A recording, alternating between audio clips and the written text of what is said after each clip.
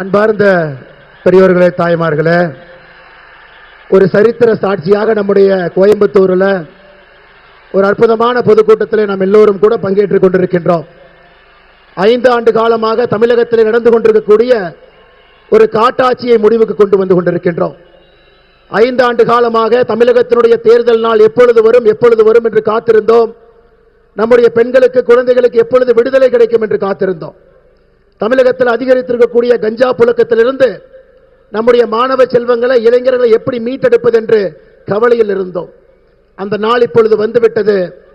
உலகத்தினுடைய நண்பனாக, விஸ்வ பந்துவாக, உலகத்தினுடைய நண்பனாக இருக்கக்கூடிய, ஒப்பற்ற பார்ப்போற்றக்கூடிய பாரதத்தினுடைய பிரதமர் ஐயா நரேந்திர மோடி அவர்கள் இன்று நம்மோடு இருக்கின்றார்கள். கோயம்புத்தூர் இன்று நமக்கு ஒரு உற்சாகம் கொடுத்து, உத்வேகத்தை கொடுத்து, அடுத்த 3 நாட்களும் கூட கண் துஞ்சாமல் பணி செய்து தமிழகத்தில் திராவிட முன்னேற்ற கழகத்தினுடைய ஆட்சியை வேரோடு மண்ணோடு பிடுங்கி எறிந்து மே 4க்கு பிறகு இன்று நம்முடைய எதிர்க்கட்சி தலைவராக இருக்கக்கூடிய அருமை அண்ணன் எடப்பாடி பழனிசாமி அவர்கள் மே 4க்கு பிறகு தமிழகத்தினுடைய முதலமைச்சராக அந்த நாற்காலியில் வந்து அமர்ந்து நாம் எதிர்பார்க்கக்கூடிய ஒரு நல்லாட்சியை தமிழக மக்களுக்கு அளித்து அடுத்த 5 ஆண்டு காலம் மக்களுடைய நலமும் வளமும் பெருகட்டும் என்று எல்லோரும் அந்த நாளுக்காக காத்துக் கொண்டிருக்கின்றோம்.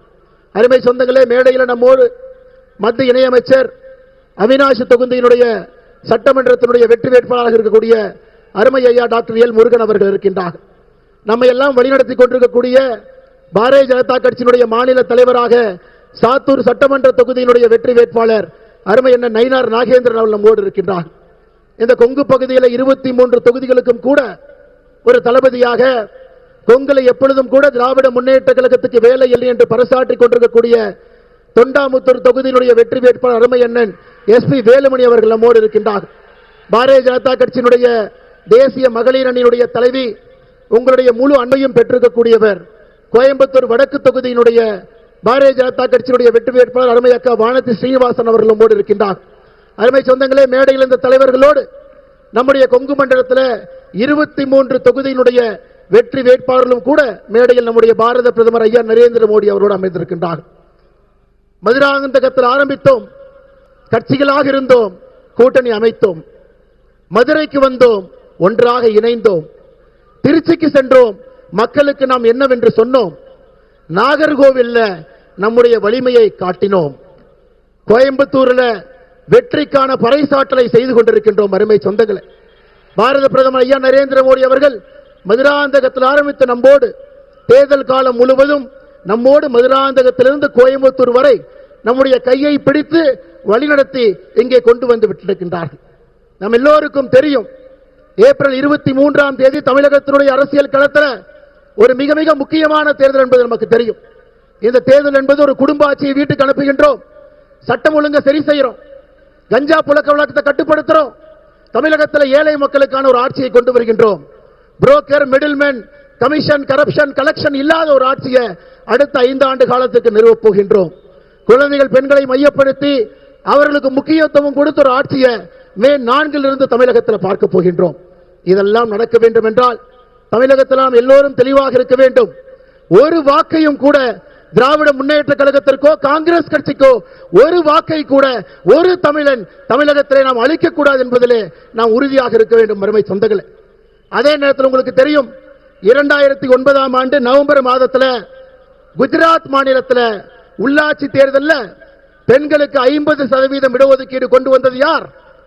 2009 குஜராத்தில் உள்ளாட்சி தேர்தலில் பெண்களுக்கு 50% இடஒதுக்கீடு கொடுத்தது இந்தியாவுடைய முன்னோடியாக அன்று குஜராத்தினுடைய முதலமைச்சராக இருந்த பாரத பிரதமர் நரேந்திர மோடி அவர்கள். அருமை சொந்தங்களே, அதே போல 2016 பிப்ரவரி மாதம் தமிழகத்தில் உள்ளாட்சியில் பெண்களுக்கு 50% இடஒதுக்கீடு கொடுத்தது யார்? அன்று தமிழகத்தினுடைய முதலமைச்சராக இருந்த புரட்சி தலைவி அம்மா ஜெயலலிதா அவர்கள். இருவரும் பெண்களுக்காக எப்பொழுதும் தன்னுடைய ஆட்சியில் அவர்களை மையப்படுத்தி ஆட்சி நடத்தியிருக்கின்றார்கள்.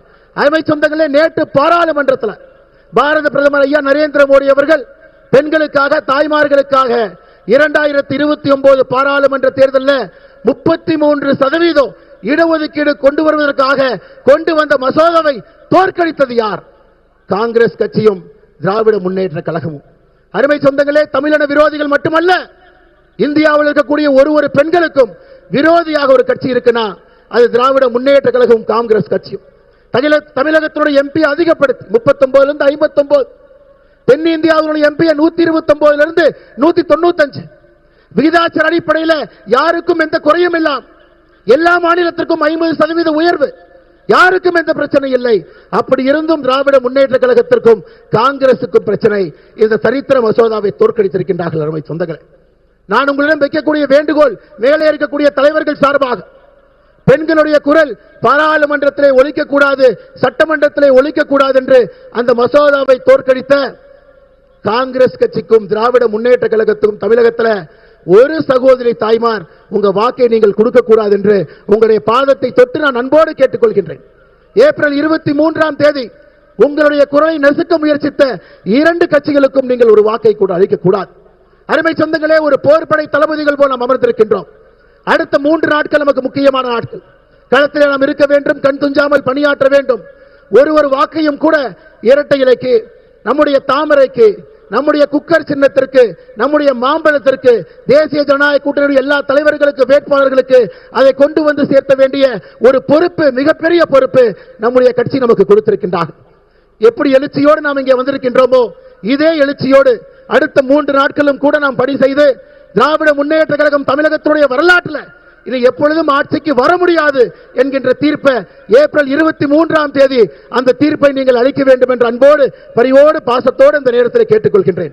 அருமை சொந்தங்களே, இன்னைக்கு நம்முடைய பாரத பிரதமருக்கு ஒரு அற்புதமான வரவேற்பு கொடுப்பதற்காக உங்களிடம் ஒரு வேண்டுகோள் வைக்கின்றேன்.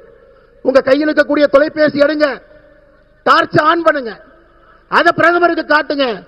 தமிழகத்தினுடைய இருட்டாட்சியிலிருந்து வெளிச்சம் வேண்டும் என்று காட்டுங்கள். மக்கள் வெளிச்சத்தை நோக்கி செல்ல வேண்டும் என்று காட்டுங்கள். தமிழகத்தில் திராவிட முன்னேற்ற கழகத்துடைய இருட்டாட்சி முடிவுக்கு கொண்டு வர வேண்டும் என்று சொல்லுங்கள். ஏப்ரல் 23ஆம் தேதி தமிழகத்தில் எல்லோருக்கும் விடுதலை கிடைக்க வேண்டும் என்று சொல்லுங்கள். அருமை சொந்தங்களே, உங்கள் கையில் இருக்கக்கூடிய செல்போன் இருக்கக்கூடிய லைட்டை பாரத பிரதமர் நரேந்திர மோடி அவர்களுக்கு, நம்முடைய வாக்காளர் பெருமக்களுக்கு நீங்கள் காட்டி உங்களுடைய உற்சாகத்தை வெளிப்படுத்திக் கொண்டிருக்கின்றீர்கள். அதற்காக நன்றி தெரிவித்து மேடையில் இருக்கக்கூடிய எல்லா நம்முடைய அன்பு சொந்தங்களும் 23 வெற்றி வேட்பாளரும் சட்டமன்றத்தில் வெற்றி பெற்று 23 குரல்கள் தேசிய ஜனநாயக கூட்டணி சார்பாக ஒலிக்க வேண்டும் என்று எல்லா வல்ல இறைவனை நான் கும்பிடக்கூடிய சிவனை வேண்டிக் கொள்கின்றேன். நாம் எல்லோரும் சேர்ந்து அதை சாத்தியப்படுத்துவோம். பாரத் மாதா கி, பாரத் மாதா கி, பாரத் மாதா கி.